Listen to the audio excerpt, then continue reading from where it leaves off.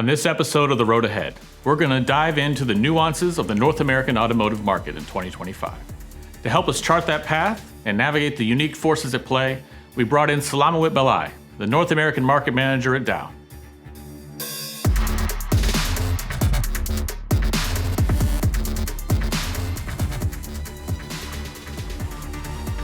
Welcome to the show, Salam. Thank you for having me, Ryan, and hello, everybody. As Ryan mentioned, my name is Selamawit Belli, and I'm currently the North America Mobility Market Manager. It's absolutely a pleasure to be here to talk to you about the North America automotive market. Honestly, I never planned to get into the automotive industry. It was a fortunate turn of events. I started in the automotive business as a Dow at Dow out of college, and I can genuinely say that it was a passion that was cultivated by my experiences and the culture of this industry. I'm not a local Detroiter. I did not grow up in the mecca of automotive industry where auto is in your blood, like my husband, who followed in the footsteps of his father and grandfather, and even my son, who is already a car enthusiast. But the auto culture just kind of hooks you, and I've been privileged to have spent my 20-year career in this space. What is it you think about this industry that hooked you? You know what? I think at the root is that this industry is synonymous with like blue collar grit and pull yourself up by your bootstraps. This is an industry that takes pride in creating something that's tangible, that impacts your daily life. I mean, I cart my kids in it. I take them to school. I go to work, get groceries. And with all the changes that are going on, this industry is continually rolling up its sleeve and moving forward and making life better. And how can you not want to be part of that?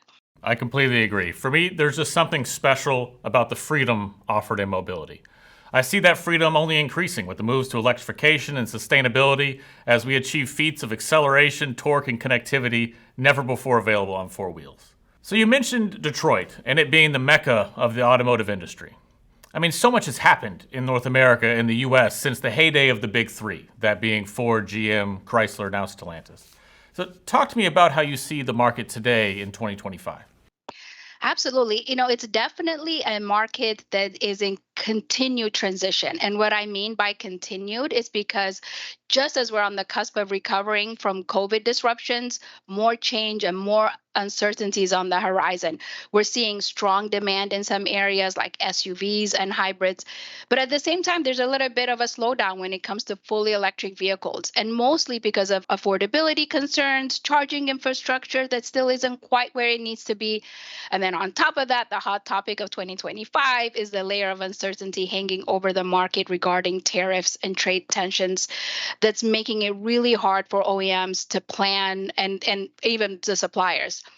So this industry is juggling a lot, moving towards electrification, managing these multiple propulsion design, trying to manage supply chain complexities. And then on top of that, you add sustainability and tariff and regulations. It's created a really interesting moment for sure. Yeah, it really is such a fascinating moment for the industry and the immensely challenging for our OEMs and their partners. Now, you've got electrification in motion, but as you pointed out, it's not a straight line path. And then on top of that, you have automakers trying to hedge their bets, balancing EV investments while expanding hybrids and even extending some internal combustion options well into the 2030s. So initially, you mentioned electrification as one of those key elements in this industry's transformation. So tell me more about that. Yeah, for sure. First and foremost, I agree. I think electrification is still and will continue to be by far the headline story, even as it continues to evolve in itself. Within electrification and within those vehicles, we're seeing kind of dynamic advancements in battery technologies, effort to bring battery production in-house, balancing the different design nuances and requirements from the region. But also you add more nuance to that when we talk about the shift to hybrids as a sort of a bridge technology. Autonomy, for the most part, has taken a bit of a backseat in North America as public acceptance and some regulatory hurdles remain. Yeah, the hybrid technology as a bridge strategy, I think, is really interesting. Do you think that that's where the OEM should be realistically putting their energy and resources, at least for the North American market? Yeah, hybrids provide a practical stepping stone for North America, bridging the gap as EV infrastructure improves, range anxiety subsides. However, when you look at the growing demand of regulations, consumer demand, and even the advancements in EV technology, and you see what the global OEMs are doing, the shift to fully electric vehicle is an inevitable future. And so a focus there will take place. The autonomous you mentioned before taking a bit of a back seat. Do you see any of the North American OEMs today continuing to focus on those autonomous solutions? Yeah, you've got companies like GM with their Cruise division and Waymo who are certainly are putting R&D dollars behind fully autonomous vehicles. But I think the majority of OEMs are really focusing on ways that autonomy can be worked into parts of existing vehicles, like ADAS, for example. This would be a level 2 plus or level 3 autonomy that you talked about in the first episode of The Road Ahead. And that tech is likely something consumers are going to be more comfortable with, at least to start off with. Let's talk about the competition in electrification. How are traditional OEMs like the GMs, Fords, etc., competing with the EV first companies like Tesla and Rivian? There's been significant progress, honestly. A few years ago, Tesla had a massive lead, but now you're seeing Ford, GM, and others leveraging their strength and scale and adapting to the rapidly evolving market, not just with their vehicle offerings, but with software design and over the air updates. They're leveraging their decades of brand recognition, loyalty, trust by offering consumers more EV options to cater to their different needs. You see the Ford F-150 lighting, you see GM's Hummer EV as examples, which are really designed to appeal to traditional truck enthusiasts who are also embracing electrification. But I think even better is to see the collaboration that is taking place between these legacy OEMs and the new startups. For example, you have GM and Ford that are collaborating with Tesla and providing their customers access to Tesla's supercharger network to ensure seamless charging experience. And then VW has made investments in Rivian as well. So we hope to see more of these collaborations coming through. Yes, that collaboration piece really is one of the things I get most excited about in this industry, that historically had been so siloed.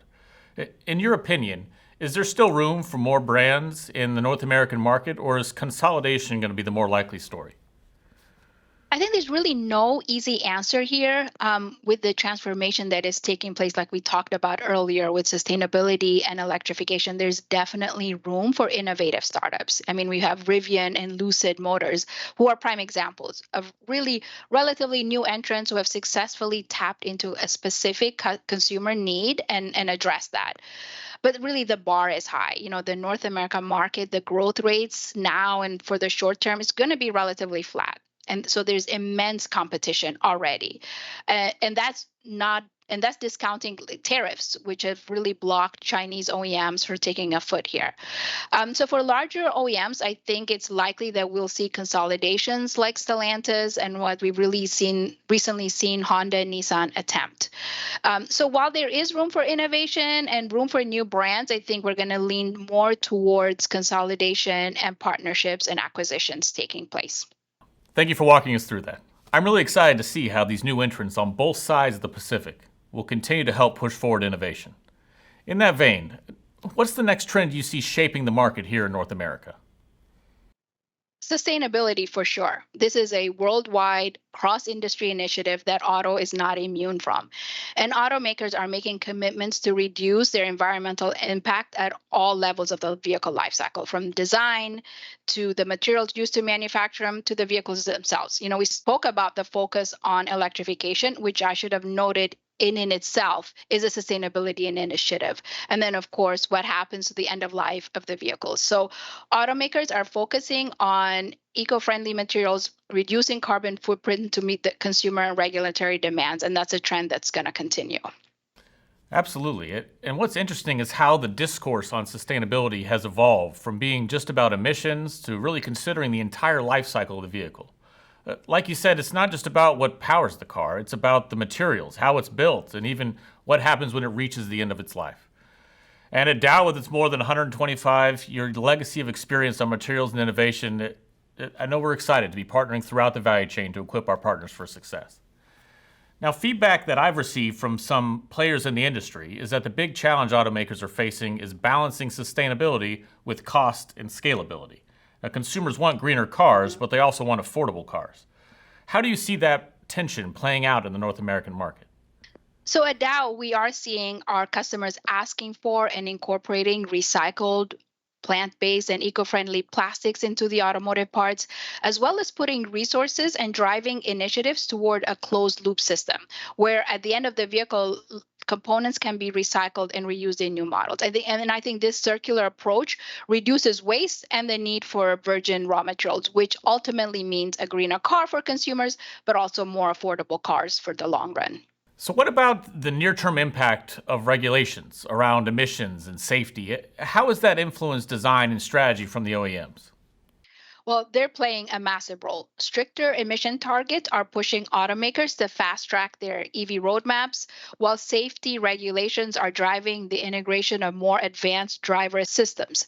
It's also forcing OEMs to rethink vehicle weight, aerodynamics, and material choices.